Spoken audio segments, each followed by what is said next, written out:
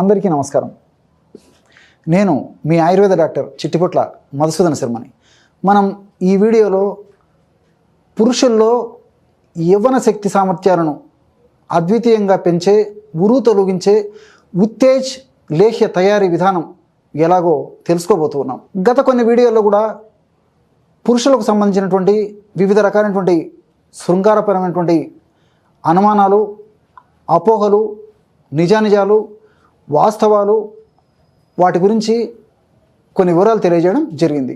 ఈ పరంపరలో క్రమానుగతంలో భాగంగా ఇప్పుడు మరికొంత ఆ సెక్స్కు సంబంధించి, రతికి సంబంధించి, శృంగారపరమైనటువంటి అంశాలకు సంబంధించినటువంటి సమాచారాన్ని అవగాహన నిమిత్తం తెలియజేసి తర్వాత ఈ ఉత్తేజ లేహ్యం ఎలా తయారు చేసుకోవాలి మీకే మీరు అనేటువంటి విషయాన్ని మీకు తెలియజేయబోతూ ఉన్నాను. ఇంతకుముందే గత కొన్ని వీడియోల్లో కూడా లిబిడో అంటే ఏంటి, ఎరెక్షన్ అంటే ఏంటి, ఎజాకులేషన్ అంటే ఏంటి, ఇలాంటి వివరాలు తెలియజేయడం జరిగింది. ఈ వీడియోలో లేటెన్సీ పీరియడ్ అనేటువంటి విషయాన్ని గురించి అవగాహన కోసం మీకు తెలియజేయబోతూ ఉన్నాను. ఒక్కసారి పురుషుడు రతి కార్యక్రమంలో పాల్గొన్న తర్వాత, అంటే సెక్స్ కార్యక్రమంలో పాల్గొన్న తర్వాత మళ్ళీ కొంత వ్యవధి తీసుకుంటాడు అనమాట.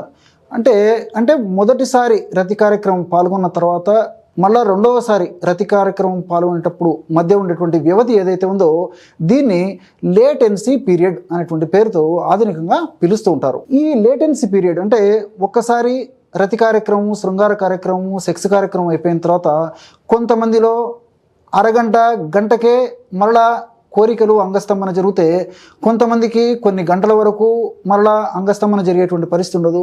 కొంతమందికి కొన్ని రోజులు లేదా కొన్ని నెలల వరకు కూడా అంగస్తంభన జరిగేటువంటి పరిస్థితి ఉండదన్నమాట. కాబట్టి ఈ యొక్క గ్యాప్ ఏదైతే ఉందో ఈ గ్యాప్ అంతా కూడా లేటెన్సీ పీరియడ్ అనేటువంటి పేరుతో పిలుస్తూ ఉంటారు.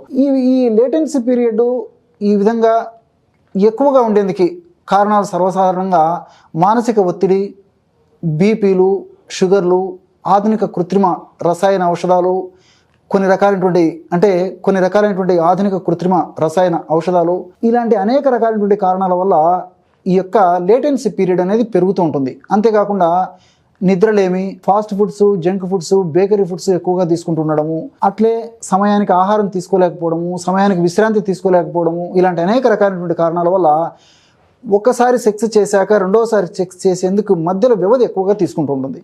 వీటన్నిటితోడు interpersonal relationship with wife అనేటువంటిది మరొక విషయాన్ని కూడా మీరందరూ తెలుసుకోవాలి. ఇలాంటి పరిస్థితుల్లో భాగస్వామి లేదా భార్య భర్తతో అసహజంగా చిన్నబుచ్చినట్లు, ఎందుకు ఇంతకుముందు బాగా ఉండగలుగుతున్నారు, ఈ మధ్య సరిగ్గా లేకపోతున్నారు, ఎందుకు ఇలా అయిపోతున్నారని చెప్పేసి అనడంతో ఒక్కొక్కసారి సైకలాజికల్గా భర్త లేదా భాగస్వామి మరింత డిస్టర్బ్ అయ్యి, మరింత కుంగిపోయి ఈ లేటెన్సీ పీరియడ్ మరింత పెరిగేందుకు కూడా దోహదపడేటువంటి పరిస్థితి ఏర్పడుతూ ఉంటుంది. కాబట్టి భాగస్వామి లేదా భార్య యొక్క ప్రోత్సాహము, సహకారము ఇలాంటి విషయాల్లో చాలా చాలా అవసరము పురుషునికి. సరే, ఏది ఏమైనప్పటికీ మరి పురుషుల్లో శృంగార సామర్థ్యాన్ని, యవ్వన సామర్థ్యాన్ని ఉరు తొలగించేటువంటి ఈ యొక్క ఉత్తేజ లేహ్యాన్ని ఎలా తయారు చేసుకోవాలంటే దీనికి కావాల్సినటువంటి పదార్థాలన్నీ కూడా మీకు అందరికీ తెలిసినటువంటివే, ఈజీగా తయారు చేసుకోవచ్చు. అదేవిధంగా బాదం పప్పులను వేయించేసేసి చూర్ణం చేసి పెట్టుకోండి. మొట్టమొదట 100 గ్రాముల బాదం పప్పులను వేయించి చూర్ణం చేసి పెట్టుకోవాలి. అలాగే రెండవది ఎండు ఖర్జూరం పెచ్చులు. ఎండు ఖర్జూరం నలగొట్టేసేసి లోపల విత్తనాలు తీసేసి పై పెచ్చులని 1 లేదా 2 రోజులు నీడలో కానీ ఎండలో కానీ ఎండించేసేసి చూర్ణం చేసి పెట్టుకొని 100 గ్రాములు ఎండు ఖర్జూరం పెచ్చుల యొక్క చూర్ణం కూడా తీసుకోవాలన్నమాట. అలాగే మూడవ పదార్థంగా గసగసాలని కొద్దిగా వేయించేసేసి మిక్సీలో వేసేసి పొడిలాగా తయారు చేసుకొని అది ఒక 100 గ్రాములు తీసుకోండి. కాబట్టి బాదం పప్పు పొడి 100 గ్రాములు, ఎండు ఖర్జూరం పెచ్చుల యొక్క పొడి 100 గ్రాములు, గసగసాల యొక్క పొడి 100 గ్రాములు, అలాగే ఎలాచి. ఈ ఎలాచిని పైన ఉన్నటువంటి పొట్టును తీసేసి లోపల ఉన్నటువంటి విత్తనాలను మిక్సీలో వేసేసి చూర్ణం తయారు చేసుకొని ఎలాచి చూర్ణాన్ని ఒక 50 గ్రాములు తీసుకోండి. చూస్తున్నారా, ఈ 4 పదార్థాలు ఈ పద్ధతిలో తీసుకోవాలన్నమాట. అలాగే దీనికి కావాల్సినటువంటి ఇతర పదార్థాలు ఏంటంటే 100 నుంచి 150 మిల్లీలీటర్ల పాలు, 400 గ్రాములు పటిక బెల్లము, తెలుసు కదా, పటిక బెల్లాన్ని కలకండ, నవ్వుబోతు, చీనా కలకండ రకరకాల పేర్లతో పిలుస్తుంటారు అనమాట. కండ శర్కర. ఈ పటిక బెల్లము ఒక 400 గ్రాములు తీసుకోవాలి. పాలు 100 నుంచి 150 గ్రాములు తీసుకోవాలి. అట్లే స్వచ్ఛమైనటువంటి నెయ్యి 100 గ్రాములు, స్వచ్ఛమైనటువంటి తేనె 100 గ్రాములు. అన్నీ మనకు తెలిసినటువంటివి. కొద్దిగా కష్టపడితే అద్భుతమైనటువంటి ఫలితాలు కలుగుతాయి. కష్టే ఫలి, మనసుంటే మార్గం ఉంది. కాబట్టి పట్టుదలగా సాధించాలనేటువంటి తపన, యజ్ఞంలాగా మీరు ఈ యొక్క ఔషధాన్ని తయారు చేసుకుని యజ్ఞంలాగా వాడుకున్నట్లయితే చాలా అద్భుతమైనటువంటి ఫలితాలు కలుగుతాయి అన్నమాట. మరి ఈ పదార్థాలని ఈ విధంగా సేకరించుకున్న తర్వాత ఔషధాన్ని ఎలా తయారు చేసుకోవాలంటే, మొట్టమొదట 100 నుంచి 150 మిల్లీలీటర్ల పాలని ఒక పాత్రలో తీసుకొని అందులో 400 గ్రాములు పటిక బెల్లం పొడి వేసేసి పొయ్యి మీద పెట్టేసేసి అదంతా కరిగిపోయేసేసి వేడి చేసేటప్పుడు ఏమవుతుందంటే అదంతా కరిగిపోయి లేహ్య పాకంలాగా అయిపోతుంది అనమాట. అంటే ఇలాగంటే తీగ పాకంలాగా వచ్చేటువంటి పరిస్థితి ఏర్పడుతుంది.